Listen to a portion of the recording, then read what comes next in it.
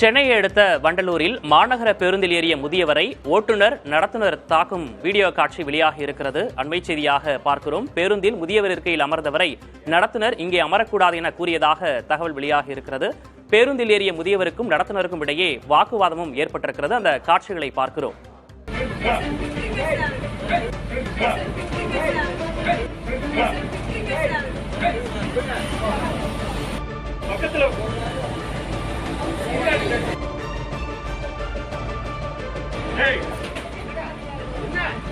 பேருந்தில் ஏறிய முதியவருக்கும் நடத்துனருக்கும் இடையே வாக்குவாதம் ஏற்பட்டிருக்கிறது. முதியவரை தாக்கி வலுக்கட்டாயமாக பேருந்திலிருந்து இறக்கிவிட்டு ஓட்டுநரும் நடத்துனரும் சென்றிருக்கிறார்கள். வண்டலூரில் முதியோருக்கான பாஸ் எடுத்து சம்பந்தப்பட்ட முதியவர் பேருந்தில் ஏறியதாக கூறப்படுகிறது. சென்னையை அடுத்த வண்டலூரில் மாநகர பேருந்தில் ஏறிய முதியவரை ஓட்டுநர் மற்றும் நடத்துனர் தாக்கும் வீடியோ காட்சி வெளியாகி அதிர்ச்சியை ஏற்படுத்தி இருக்கிறது. பேருந்திலிருந்து வலுக்கட்டாயமாக அந்த முதியவரை இறக்கிவிடும் நடத்துனர் மற்றும் ஓட்டுநர்கள் அவரை தாக்கக்கூடிய அந்த அதிர்ச்சிகரமான காட்சிகளையும் பார்க்கிறோம். இது தொடர்பாக பேசுவதற்காக மேஞ்சலின் ரோஜர் இணைந்திருக்கிறார். சக பயணி, அவரிடம் கேட்கலாம். வணக்கம். என்ன நடந்தது? நீங்க அவர் கூட பயணம் பண்ணிருக்கீங்க. என்ன நடந்தது, என்ன நடந்துச்சுன்றத தெளிவா சொல்ல முடியுமா? சார், ஒரு முதியவர் வண்டலூர் ஸ்டாப்ல ஏறினோடனே ஃபர்ஸ்ட் ரைட் சீட்ல வந்து உட்கார்ந்தாரு. அதுல மாற்றுத்திறனாளி முதியோர் இருக்கைன்னு தான் போட்டிருந்தது. ஆனா கண்டக்டர் வந்து இங்க நீ உட்காரக்கூடாது, அங்கிட்டு போயா அப்படின்ற மாதிரி ஆர்குமெண்ட் ஆயிடுச்சு ரெண்டு பேருக்கும். அதனால அவரை கீழே இறக்கி விட்டு அடிச்சாங்க சார். கரெக்டா எந்த இடத்துல போகும்போது இந்த சம்பவம் ஏறின உடனே இந்த பிரச்சனை வந்து ஆரம்பம் ஆயிடுச்சா? கூட இருந்த சக பயணிகள் யாராவது அவங்களுக்கு ஹெல்ப் பண்ணாங்களா? பஸ் வந்து கிளாம்பாக்கம்ல இருந்து கிளம்புது. இந்த சம்பவம் நடந்தது வண்டலூர் ஸ்டாப்ல. பஸ்ல கொஞ்சம் பேர் தான் சார் இருந்தோம். ஒரு 5 to 6 மெம்பர்ஸ் தான் இருந்தோம். 2 பேர் மட்டும் போய் தடுத்தாங்க. நிச்சயமாக நீங்க இணைப்பில் இருக்க நம்ம தொடர்ந்து பேசலாம். தற்போது நமது இணைப்பில் சேகர் அண்ணாதுரை மக்கள் சிவில் இயக்கத்தைச் சேர்ந்த இணைந்திருக்கிறார். அவரிடம் பேசலாம். சார் வணக்கம். வணக்கம் சார், ஒரு முதியவரை வலுக்கட்டாயமாக கீழே இறக்கி நடத்துனரும் ஓட்டுநரும் தாக்கக்கூடிய அந்த காட்சியை பார்க்கிறோம். ஒரு அதிர்ச்சிகரமான ஒரு சம்பவம் நடந்திருக்கிறது. பொதுமக்களையும் பயணிகளையும் கனிவோடு நடத்த வேண்டும் அப்படின்ற அறிவுறுத்தல் தொடர்ச்சியாக கொடுக்கப்பட்டு வர போதிலும் கூட இது போன்ற சம்பவங்கள் நடக்கிறது. உங்களுக்கு தொடர்பாக உங்களுடைய முதற்கட்ட பார்வை? பொதுவா வந்து ஒரு முதியவர் வந்து அது வந்து முதியவர் அப்புறம் வந்து மாற்றுத்திறனாளிகளுக்கு வந்து ஒதுக்கப்பட்ட இடத்துல தான் அமர்ந்திருக்காருங்க. பொதுவா வந்து முதியவர்னாலே வந்து அவருக்கு வந்து ஒரு அவருடைய பாதுகாப்பு அதையெல்லாம் வந்து உறுதி செய்ய வேண்டிய பொறுப்பு வந்து அந்த பேருந்தினுடைய நடத்துனருக்கு வந்து உண்டுதுங்க. ஆனா அதையெல்லாம் மீறி இவங்க வந்து அவர் வந்து அந்த இடத்துல வந்து உட்காரக்கூடாதுன்னு சொல்லி அவர் வந்து பேருந்தை விட்டு கீழே இறக்கி விட்டிருப்பது வந்து ஒரு அப்பட்டமான மனித உரிமை மீறலுங்க அது. ஏன்னா வந்து அரசியலமைப்பு சட்டத்துல வந்து அந்த பிரிவு ஆர்டிகிள் 21 என்ன சொல்லுது அப்படின்னா வந்து அது வந்து ரைட் டு லைஃப் அண்ட் லிபர்ட்டிங்க. அதாவது வாழ் உரிமையும் அதே போல வந்து சுதந்திரமா இயக்குவதற்குமான உரிமை வந்து ஒவ்வொரு குடிமகனுக்குமே உண்டு இதுங்க. ஆனா அதையெல்லாம் மீறி வந்து இவரை வந்து அந்த இருக்கையை விட்டு அவரை வந்து எழுப்பி இறக்கி விட்டுருக்காங்க. இது அப்பட்டமான மனித உரிமை மீறல். அதையும் தவிர வந்து இவங்க ஏற்கனவே வந்து ஒவ்வொரு அந்த பேருந்து வந்து எம்பிசின்னு நினைக்கிறாருங்க. ஆனா வந்து அவங்க எல்லாருமே வந்து ஒரு கைட்லைன்ஸ் வந்து கொடுத்துருக்குறாங்க. இது மாதிரி வந்து பயணிகள் வந்து இது மாதிரி வந்து அவங்களை எப்படி நடத்த வேண்டும், வந்து முதியவர்களை எப்படி நடத்த வேண்டும், இது அப்புறம் வந்து ஒவ்வொரு பேருந்துமே வந்து இது மாதிரி வந்து அந்த உரிய பேருந்து நிறுத்தத்துல வந்து அவங்க வந்து பேருந்தை நிறுத்தணும்.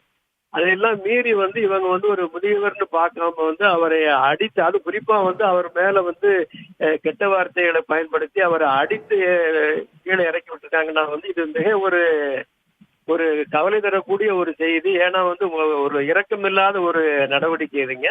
அதனால வந்து அந்த முதியவர் வந்து அந்த தொடர்புடைய காவல் நிலையத்துக்கு சென்று வந்து அவர் வந்து அங்க ஒரு புகார் கொடுக்கணும்.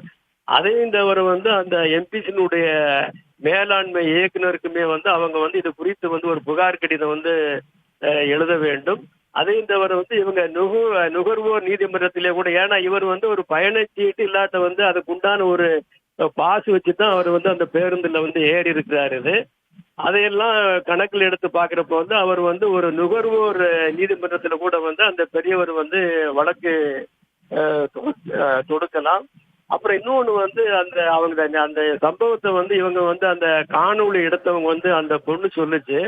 அவங்க வந்து அந்த குறிப்பிட்ட அந்த நடத்துனரும் அப்புறம் வந்து அந்த ஓட்டுநருமே வந்து அவங்க வந்து அந்த சீருடையில வந்து அவங்களுடைய அந்த நேம் பேட்ஜ் வந்து அணியலைன்னு சொல்றாங்க. இதுவே வந்து ஒரு அப்பட்டமான விதி மீறல் இதுங்க இது. அதனால வந்து இவர் வந்து அந்த தொடர்புடைய காவல் நிலையத்துல வந்து அவர் புதியவர் போய் வந்து உடனே வந்து புகார் கொடுக்கணும் இல்லைங்க. ஏன்னா பல்வேறு இது மாதிரி வந்து அந்த குற்றவியல் சட்டங்கள் வந்து இது மாதிரி வந்து அவங்க மேல வந்து போடப்பட்டு முதல் தகவல் அறிக்கை வந்து அவங்க மேல வந்து பதியப்பட வேண்டியதுங்க. நிச்சயமாக சார். இப்போ இது தொடர்பாக நம்ம போக்குவரத்து மேலாண் கழக இயக்குநரை தொடர்பு கொண்டு கேட்டபோது இதற்கு அவங்க வந்து வருத்தம் தெரிவிச்சிருக்காங்க. இது தீர விசாரிச்சு நடவடிக்கை எடுக்கப்படும் அப்படின்ற ஒரு உத்தரவாதத்தையும் வந்து கொடுத்திருக்காங்க. என்ன நடவடிக்கை எடுப்பாங்க அப்படின்றதையும் பார்க்கலாம் சார். நீங்க இணைப்பில் வந்து பேசியமைக்காக நன்றி சார். அடுத்ததாக நமது இணைப்பில் திரு சோமசுந்தரம் பேருந்துகள் பயணிகள் சங்கத்திலிருந்து இணைந்திருக்கிறார். அவரிடம் பேசலாம். சார் வணக்கம். வணக்கம் சார்.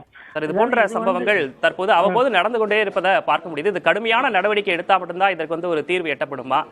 ஆமாங்க சார். அதாவது என்னன்னு கேட்டா முதல்ல வந்து இவங்க வந்து என்னன்னு கேட்டா ஒரு 30% 40% ஓட்டுநர்கள் நடத்துனர்கள் வந்து மதுவோ அல்லது கஞ்சா அந்த மாதிரி வஸ்துகள் அனைத்து பேருந்து நிலையங்களிலும் சகஜமாக கிடைக்கிறது. என்னதான் கட்டுப்பாடுகள் விதித்திருந்தாலும் அது சாதாரணமாக கிடைப்பதால் அதை வாயில் மென்று கொண்டோ இல்லை சிகரெட்டு அந்த மாதிரி இதில் வச்சு அவங்க வந்து இன்டாக்சிகேட்டட் பொசிஷன்ல தான் அவங்க போறாங்க. பஸ்ல இது பண்றாங்க, வண்டியை ஓட்டுறதோ நடத்துறதோ.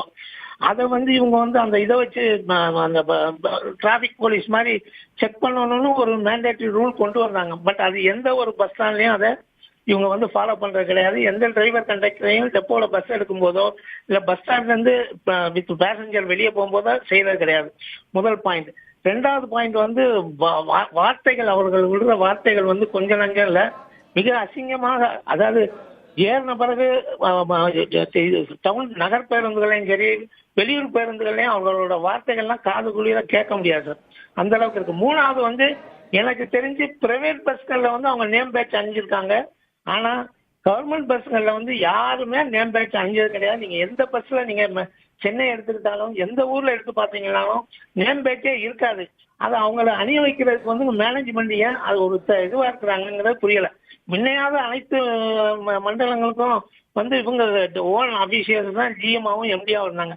இப்ப எம்டிசி எடுத்துக்கிட்டீங்கன்னா ஐஏஎஸ் ஆபீசரே போட்டாங்க இதுவா.